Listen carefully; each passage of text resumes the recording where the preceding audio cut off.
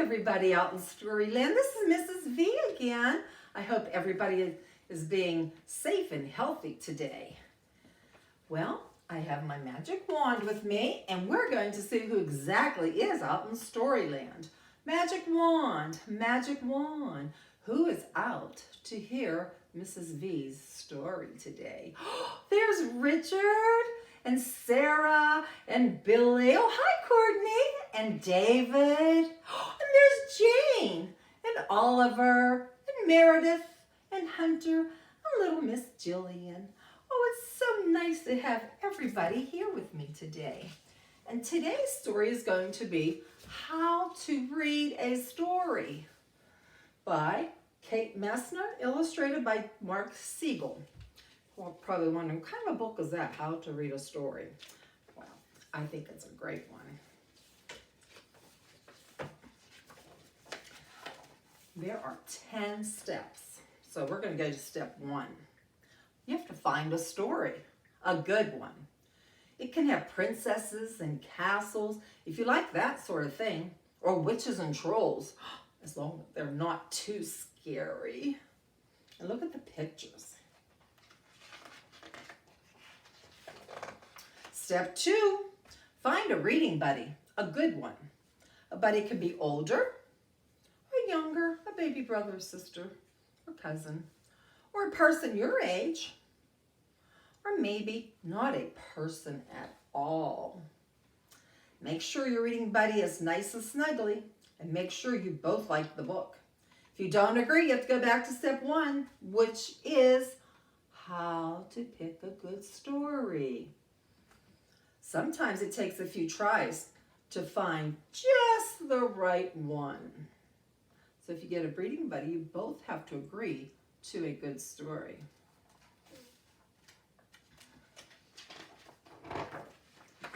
Step 3, find a cozy reading spot. Outside is fun, but not if it's too cold.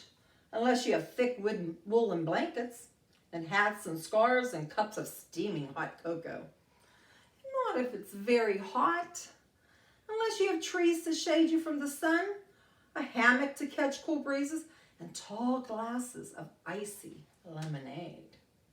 Don't they look, so he looks all cozy there and out in a hammock enjoying the sun.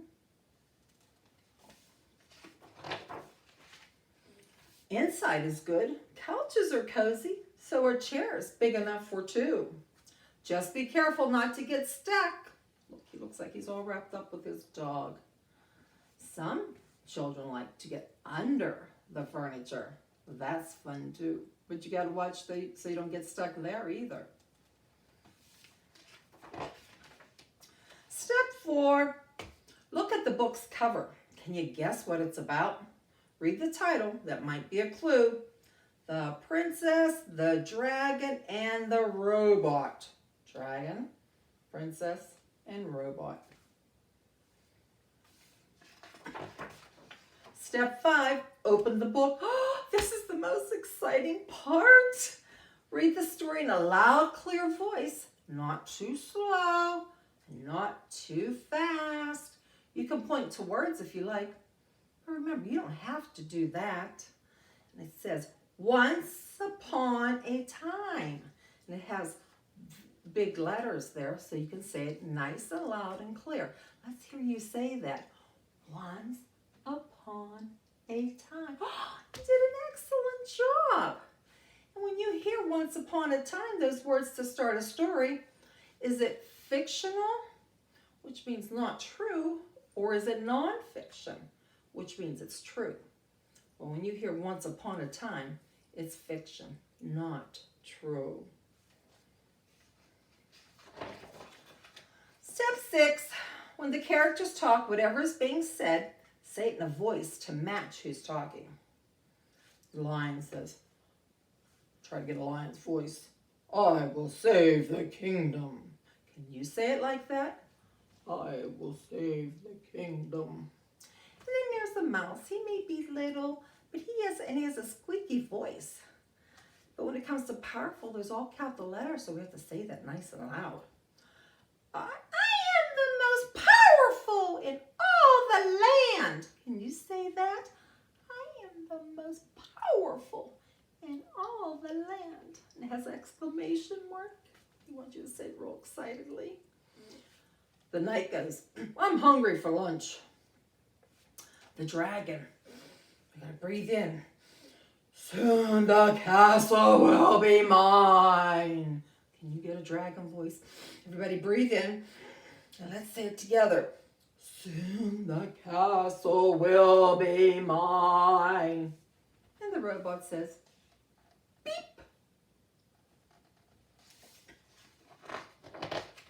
Step 7.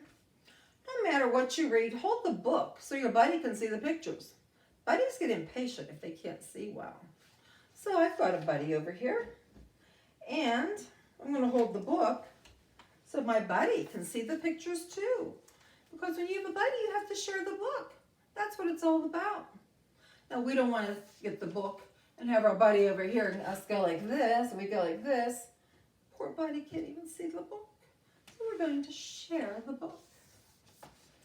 Step 8. If there are words you don't know, try sounding them out or looking at the pictures to see what makes sense. They were afraid the dragon would burn down the castle. Look at the picture! The castle! See? You can read bigger words just by looking at the pictures and sounding out some letters. If you need a break, you can pause for a minute and talk to your reading buddy to predict what might happen next. So, will the castle catch on fire? Will the princess tame the dragon? Will the robot marry the princess? Will the horse make friends with the dragon? Will the dragon eat them all for lunch? Let's take some predictions. Let's vote. Okay, if you think the castle will catch on fire, raise your hand. 1, 2, 3, 4 of you. Probably the dragon might catch the castle on fire. If you think the princess will tame the dragon, raise your hand. 1, 2, 3, 4, 5, 6, 7 of you. How about, will the robot marry the princess? Let's raise your hand if you think that will happen. 1, 2, 3, 4, 5, 6 of you. Will you think the horse will make friends with the dragon? Oh, we have a lot of hands. I hope I can count you all. 1, 2, 3, 4, 5, 6, 7, 8, 9, 10 of you. The last one, will the dragon eat them all for lunch? Only 3 of you. 1, 2, 3. See how cool that is? You can make predictions. Let's see what happens. Step 9, you get to the exciting parts. Make your voice sound exciting too. This is the dragon talking. Who dares disturb me in my cave? The dragon growled. Oh dear, oh no! The robot was so scared, all his metal parts rattled. Did you hear that? What would they do? But the princess tackled that dragon and held him down. You must promise you'll leave our kingdom in peace. That's what the princess says, nice and loud. Let's hear that again. You must promise you'll leave our kingdom in peace. Isn't this book exciting?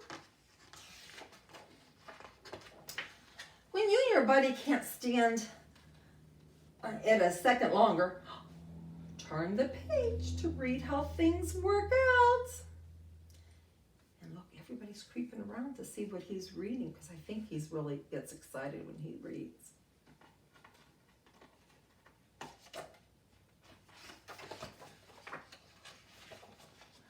The dragon promised and decided it was better being friends, and they all lived happily ever after. Step 10. Remember I told you there were 10 steps? When the book is over, say really loud, the end. Oh, couldn't hear you. Really loud, the end. That was great. Now you know how to read a story. I think there's one more page. and then it was a really good story. If it was a really, really good story, go right back to the beginning and start all over again. Reading a good book is almost watching a good movie. You know, when you watch a really good movie, you want to watch it again and again and again. When you read a really good book, you should want to go back and read it again and again and again, 3 to 5 times. Maybe some kids say they watch a good movie 100 times. Well, we don't have to read a book 100 times, but if you really, really like it, it's best to go back and read it again and again and again. How many of you enjoyed that story? Could you raise your hand? Oh, all of you enjoyed that story. Well, I did too. And my buddy here, the BC Bulldog, he enjoyed the story too, didn't you? Well, that's all for today. And I hope you read a good story and you know exactly where to start with one. Pick out a book that you and your buddy, if you have a buddy, would like to read together. And remember to share the book. Bye. See you again.